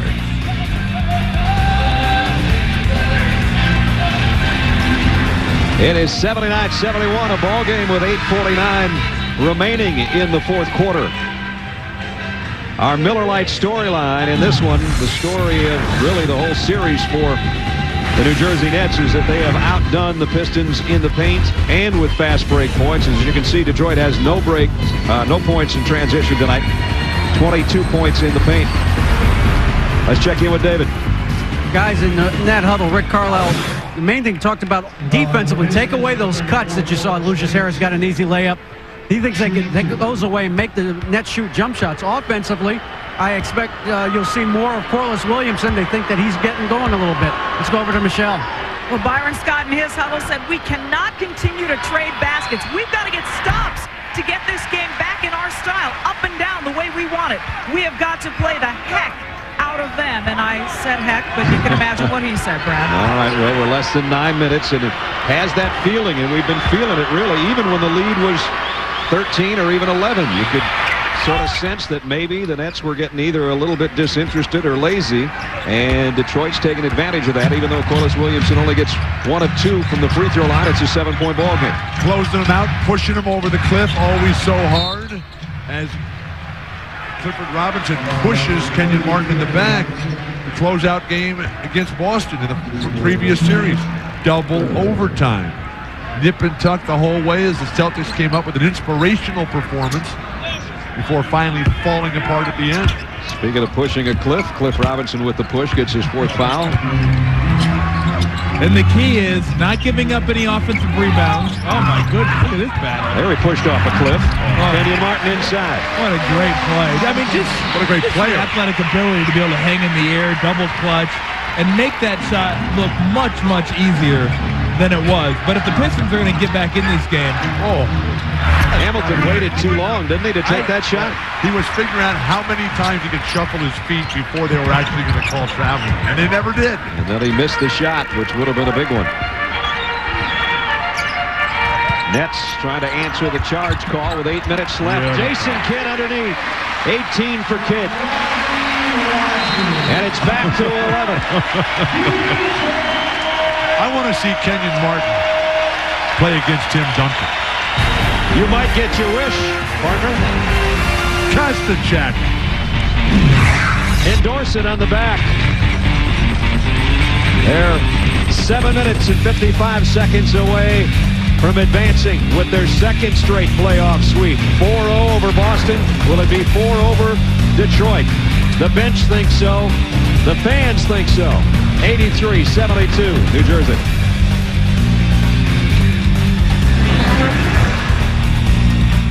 Loading. One history-making goaltender. One magical run to the finals. Can the Devils foil Anaheim's quest for the Cup? Mighty Ducks versus Devils. Game 1, 8 p.m. Tuesday on ESPN.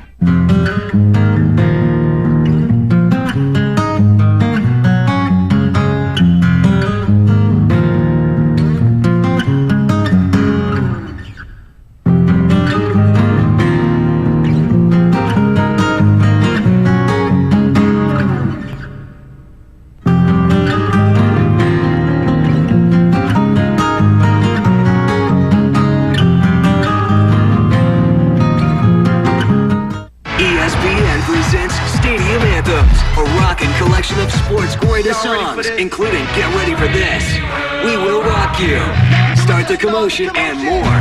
ESPN Stadium Anthems in stores now. You're losing your hair, and you haven't ordered Avocor yet? Hi, I'm Derek Cope, race car driver and TV analyst. To do your best, you need to look and feel your best. When I started noticing my hair thinning, I decided to take action. I explored various options, and I found the Avocor system.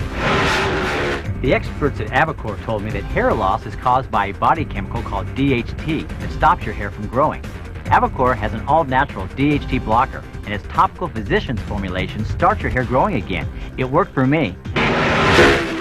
It's about confidence and the desire to win. Avocor does that. Join the tens of thousands of satisfied customers who have reversed their hair loss with Avocor. It's guaranteed. Call 800-397-8917. Now you can use Avacor risk-free for 1 full year. It's guaranteed. Call 800-397-8917. That's 800-397-8917. God.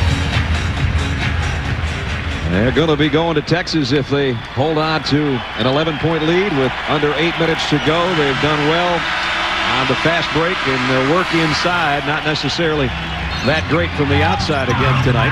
But when you can do this, you don't have to worry about going outside. It's been so easy. The shot selection. They've had what they've wanted all night long in the paint area. Jason Kidd back cutting, Lucius Harris curling. But when they've been forced to shoot from the perimeter, it has just not been there. San Antonio, they're going to make New Jersey shoot from the outside. Let's check in with Michelle quickly. Jason Kidd did in that last timeout what he did in the fourth quarter of Game 3, Brad. He got vocal. He doesn't do it a lot, but before the coaches came in, Kidd gathered his teammates, ran through some offensive plays with him. You just don't see it much in games, but late in games, that's when he comes alive in the huddle, Brad. He's got 18 points, 8 rebounds, 7 assists, and the full attention, I'm sure, of his teammates. What reactions by Kenyon Martin. It's so quick. He is just literally light years ahead of anybody in the front court for Detroit in terms of seeing the next play. Atkins in there now for Detroit at the point. Corliss Williamson against Rodney Rogers again. Those two have been battling for 4 games. Here was Jason Kidd in the last huddle. The last time out. Well, what an accomplishment for Jason and the Nets to get to the NBA Finals in his 2 years here. Last year they were hopelessly outclassed and just not ready. A vastly improved squad this season. Corliss Williamson, nice strong move. Got the shoulder in there. It hit the hook. He's got all 5 of his points this quarter. Still 83-74. Detroit hanging around, keeping it in single digits. Williams trying to get it to Martin. Broken up. Nice hustle by Ben Wallace. But it comes back to Kidd. Now Martin. Up, blocked. Ball's Detroit's. Hamilton out of the pile. Pistons on the run. Rip, pull-up jumper.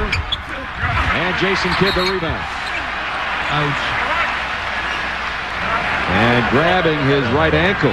This is not good. We talked about it at the start. And you see the pain on the face of Jason Kidd, who got that rebound, came down hard. And a timeout taken as all his teammates that were on the floor with him are looking on, and Jumana, his wife, looking on as well. Everybody in the arena, you can hear this big gasp, like, uh-oh. Bill and Tom talked about it. The possibility of an injury. We talked about Dirk Nowitzki in Dallas and whether or not he'll be available anymore for the San Antonio series. How bad is Jason Kidd hurt? We'll check on him when we come back. Thanks for putting it up for me. No problem.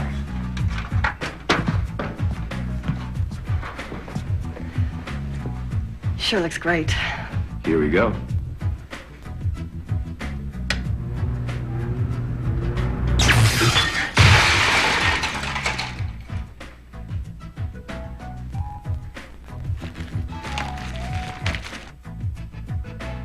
Yeah, I bet this happens all the time.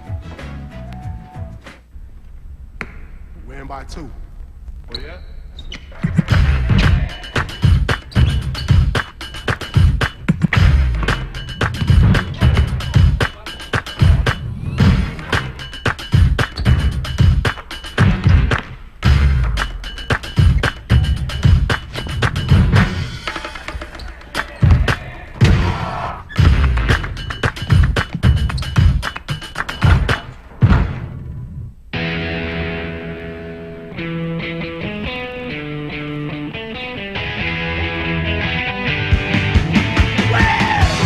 Why jump when you can fly?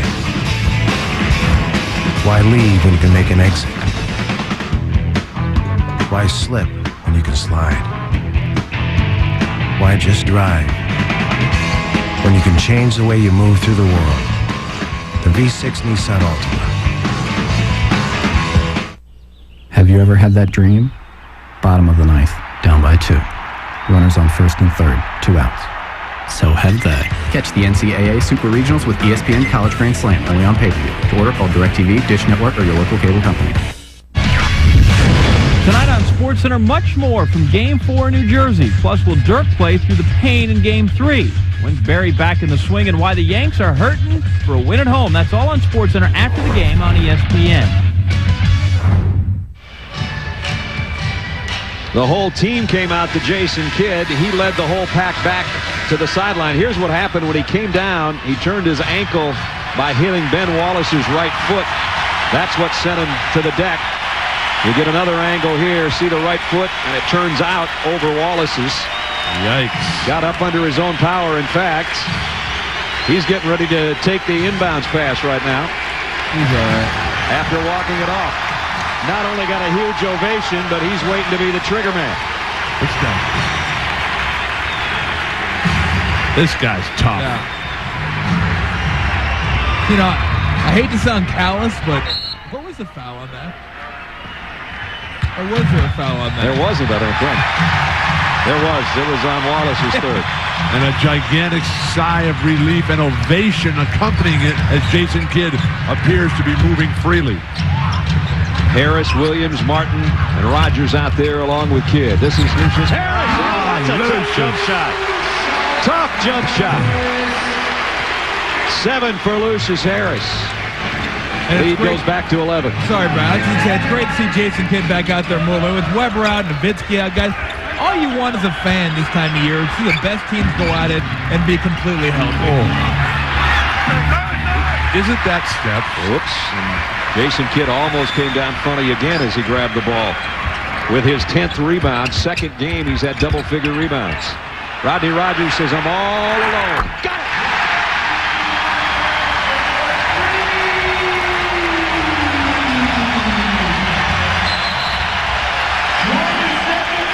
Biggest lead of the night for the Nets.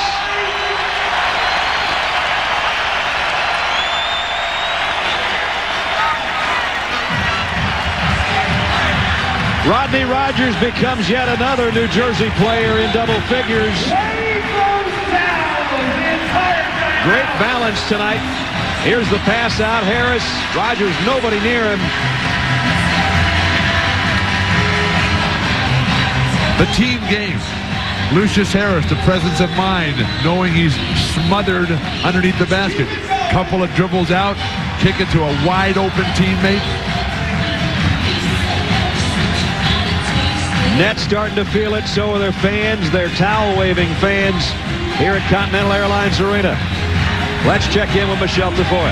Well, after Kidd's injury, it did not take long at all when he came to the bench for the training staff to look at Byron Scott and say, he's okay, he's fine. I mean, Brad, he barely loosened his shoelace.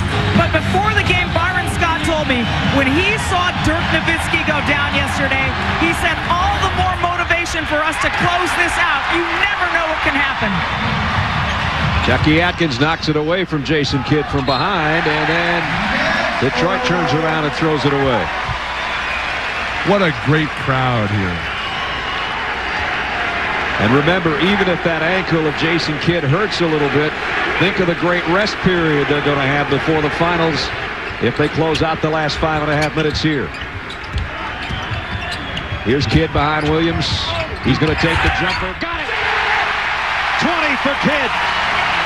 16-point New Jersey lead. He doesn't appear to have any ill effects. The shot got better when he sprained his ankle. Well, 16-point leads are great Novocaine. Foul on Lucius Harris. Here's Jason Kidd running the baseline and then around to Rogers' pick. Behind Williams and then over Atkins. If that shot is going to go down for Jason Kidd, forget about it. You have no chance. He's got a 20-point, 10-rebound game going. Nice job defensively by Kenyon Martin fronting Cliff Robinson. Well, it's time to think about jacking some threes here. to see if you can get into your offense early, hit a couple threes, maybe try to get back into this thing somehow. You're down 16. The only three-point shooters they have out there are Robinson and Atkins. Where's John Barry? He'll jack some up. Tayshaun Prince will jack some up. Wallace, and it's swiped by Kidd. And now he's fouled as he's trying to break out of the pack. Corliss Williamson picks up his fourth. Well, they can flip the switch as quick as anybody, and that's from offense to defense, or defense to offense on a turnover. Once you turn it over, you can't hang your head. You can't say darn, because while you're saying darn, they're already at half court looking to get to the bucket. 20 points, 11 rebounds, 7 assists. Back to the free throw line. That flipping the switch has caused grave concern here in New Jersey. It didn't look like this team was going anywhere this year. An uninspired regular season. Byron Scott was questioning their dedication and commitment. But even he has admitted that these guys have flicked that switch. Well, I think it's been harder for them this year as opposed to last year. Corliss Williamson, they adjusted the foul. That's we thought it was on to the first place, Corliss Williamson. Because 2 years ago, and nobody expected the Nets to be as good as they were. Sure, they didn't have Jason Kidd 2 years ago. No, I mean, well, last year, excuse me. Thank you. This year, you know, when you're playing the Nets, you're playing the Eastern Conference champs, and you get up for them. And I don't know if they're really ready for that, having to put out maximum effort every single night. Corliss Williamson on the baseline, fouled by Rodney Rogers. It's been a parade to the free throw line for Corliss here. Wouldn't you say it was once you guys won your championship, the next year teams played you a little harder because you were the champions and it was a bigger game for them? And we played better. Isn't it hard, though, that first time to adjust? There's nothing on, you got to play harder? Nothing on earth better than that. I know, Bill. You played as hard as you could every minute. Your teammates played as hard as they could every minute. I'm sorry. How dare? What was I thinking? How dare me? How dare me? Ask a silly question. 92-75.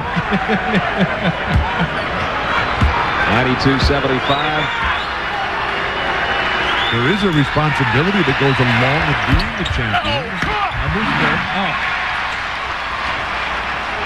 4:45 remaining in the ball game. Nets with a 92-75 lead. Jason Kidd using a little clock, looking up, 10 on the shot clock as we approach 4.5 in the game. Kidd wide open, got it. This is a clinic. 24 for Kidd. The lead goes to 19. This is the largest deficit of the entire series facing Detroit. The fans in New Jersey know it. So do their Nets.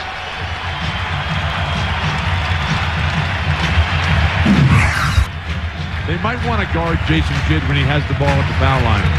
No, let's just all run away and guard the other guys who don't have a chance to shoot. Kidd and company, a 94-75 lead.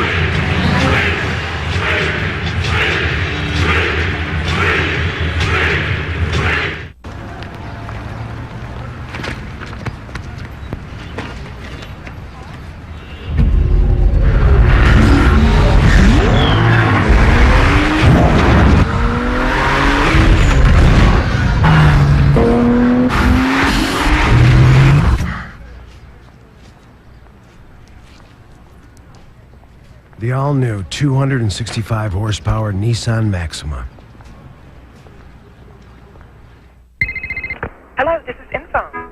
Hello, Infone. Hello, Mr. Johnson. Yeah, I was hoping you could check my Outlook database and see if what time my next meeting is. I'm showing that meeting at 4 p.m. Oh, I'd also like to wish you a happy anniversary today. Oh, shoot. Honey, who's calling? I'm my meeting. Is your wife with you at the moment, sir? Yes. Yes. Would you like me to make you a dinner reservation? Yes. That could. Yes. That would be great. One moment, please. The 11-1 run since the injury to Jason Kidd.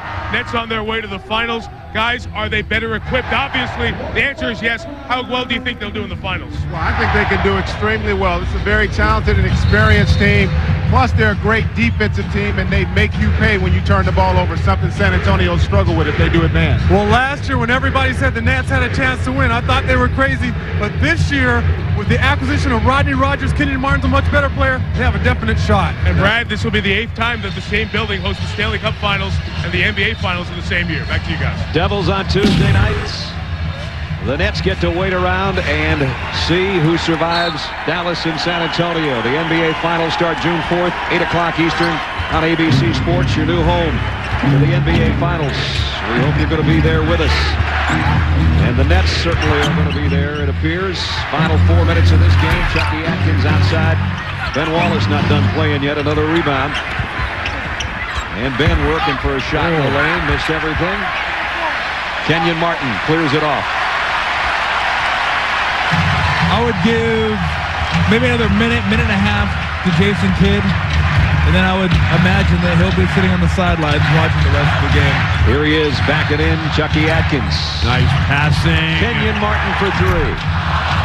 Nice. And Rodney Rogers keeps it alive. Nice reverse layup by Rogers. He stepped out of bounds, Rodney did, on the rebound. First time Rodney smiled in a few days. That's for sure. Well, Detroit now bringing in some of their reserves. Of course, going to come in Danny Manning, John Barry, Clifford Robinson going out dejected, his 14th year. All 14 he's been in the playoffs with a number of teams, and this one's going to end with that terrible feeling again. Same for Ben Wallace, 2-time Defensive Player of the Year. Made the All-Star team as a starter, non-drafted. Great year of rebounding and blocked shots again. But it's going to be a sour finish for Detroit. Rebound Collins. Look at Jason Collins. Continues to excel. If you're a Pistons fan, though, you got to be excited. Young emerging star, Hamilton. Number 2 draft pick. Number 2 draft pick, solid point guard, good coaching staff. And Ben Wallace is going to get nothing but better. Jason Kidd just knocked down another one and did kind of a funny hop, a bunny hop, if you will, on that right ankle. And I'm with Tom. Get him out of there with 3 minutes left. A 98-75 lead. That should probably do it. And if Jason Kidd comes out, this place is going to erupt. Here it comes.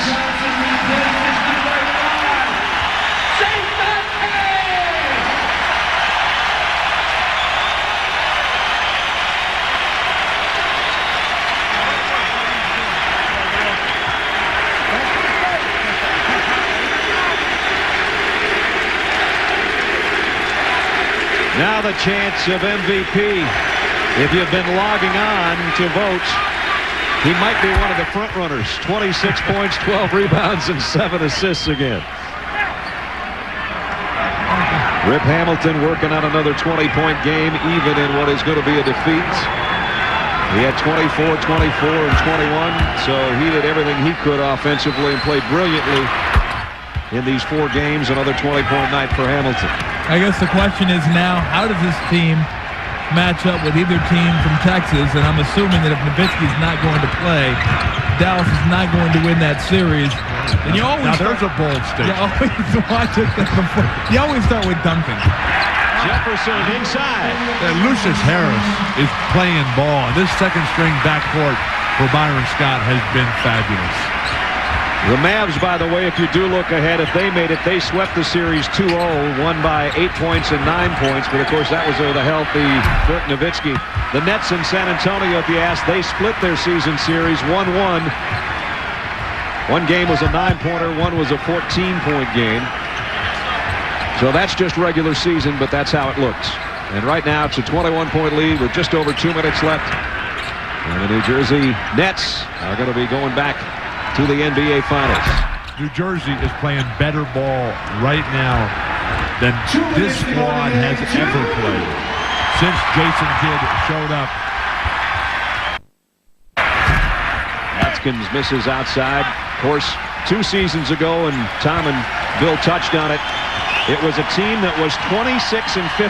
They were 30 games out of first place. Last year they won 52, the 6th biggest turnaround in NBA history. Won 49 regular season games, didn't look as good as they thought they should look at times, but now they're going to win their 10th straight in the playoffs.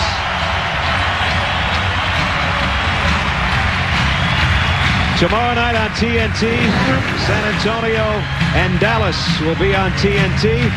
With San Antonio up 2-1, that's an 8:30 start. You can hack off that middle one. It ain't going to happen. And the NBA Finals start June 4th on ABC. The new home of the NBA Finals, 8 o'clock start. Game 1, it's going to be New Jersey against either San Antonio or Dallas. Jason Kidd, everybody in this building, almost 20,000 people, including the three of us at the table. When you see this happen to the best player on the floor, you go, oh boy. He went down hard, walked it off. His whole team was with him. As Michelle said, didn't take him long. The trainer said he's okay. He came back, he hit the next shot. They went on, as Mike said, an 11-0 run once he came back in. Now he gets to go out with 26 points, 12 rebounds, 7 assists. And if he's not the most valuable guy, he won the first game on a game winner with 1.4 seconds left. Came back in game 2, had 20 points, 7 rebounds, 5 assists, and a couple of steals. Then had a career playoff high here on Thursday night of 34 points, 12 rebounds, 6 assists. He closes it out with 26, 12, and 7 tonight. You know, I was thinking, since we're not going to be doing the Game 5, I want to do like a high-definition Colbert barbecue. You guys come over, cook I like that. Steaks. What do you think, Bill? Bill will be ready. What are you talking about? I'm hungry. That's what I'm talking about. We got a game here. We have no game. This is not a game any longer. This is a celebration. It's a coronation of the Eastern Conference Championships, and you're talking about food. I'm just telling you Monday. I'm just telling you Saturday night. I'm please. just telling you The party Pop-Tarts has I just had begun. earlier are wearing off right now, and I can use a steak. The security You have guards lost are your mind. starting to get around the entire court here as Scalabrini goes inside to get in the score column. We have 100. We have 100. We have 100. We haven't been able to say that. We got to say it. Century mark for the Nets. Final minute and a half. What I like most about Jason Kidd is that he makes everybody else play at the top of their game on a constant basis. You know what's great about this series? Not only should they not give away chalupas if you score 100, they had to give away a Cadillac Escalade. You get 100 for everybody. Everybody in the building. Everybody. Why are you so negative? No, look, I'm happy. 100 points. I'm happy. Danny Manning, longtime veteran, misses outside. And the sweep chants have been going on for about the last 5 minutes. And obviously a terrible feeling for a Detroit team that was the #1 seed. They won 50 games for the second year in a row. And now they're going to go home having been dispatched by the defending Eastern Conference champions in 4 straight. You know, the Nets never had a playoff sweep until they swept Boston 4-0, and now they put it together back-to-back. This will be their 10th straight playoff win. Harris on the run right now. And Atkins comes up with a steal. New Jersey will be ready come June 4th. John Barry hits a 3.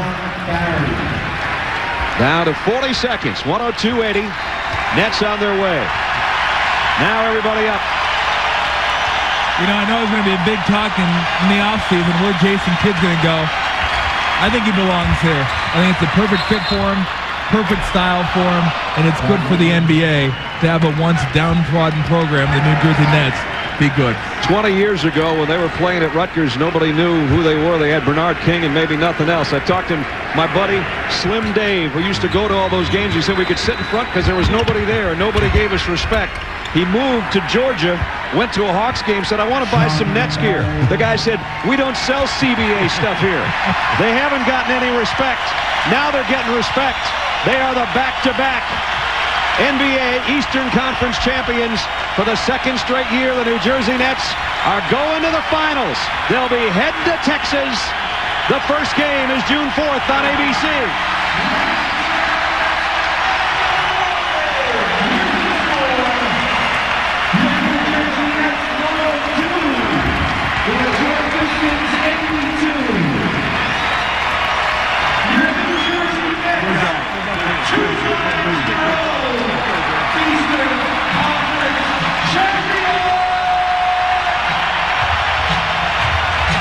Byron Scott, another marvelous job.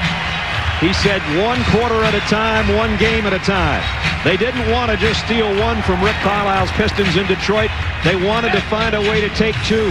They took two on two two-point games that went down to the final second and a half. Then they came back home and played their game on Thursday in Game 3, 97-85. They definitely played their game again tonight, though there were times where they looked a little disinterested. That guy got them back on track. Went for 26 points and 12 rebounds and leads the Nets to a 102-82 win. Well, the better team won, the deeper team won, the more experienced team won. And this was a team that wanted to make a point of getting back to the finals, getting there last year and getting stomped by the Lakers. And then you see the Pistons leaving the court. They're a great year for Rick Carlisle. In only his second year as a head coach, it's only going to get better. But these guys have something to prove after not winning one game in the NBA Finals, and that experience is going to serve them well. So as they put on the new gear, as the champions, let's go to the PA announcer for the Nets, Rick Zolzer. It's time to come together. Ladies and gentlemen, now to present the 2003 Eastern Conference Championship Trophy to Chairman Louis Katz of your New Jersey Nets. Please welcome NBA Deputy Commissioner Russ Granick. Thank you. First, I want to congratulate the Detroit Pistons. They had a terrific season. They're a great team that's only going to get better. To the New Jersey Nets, to Louis Katz, to the entire Nets organization, you're now the two-time Eastern Conference champions. And it's on to the NBA Final.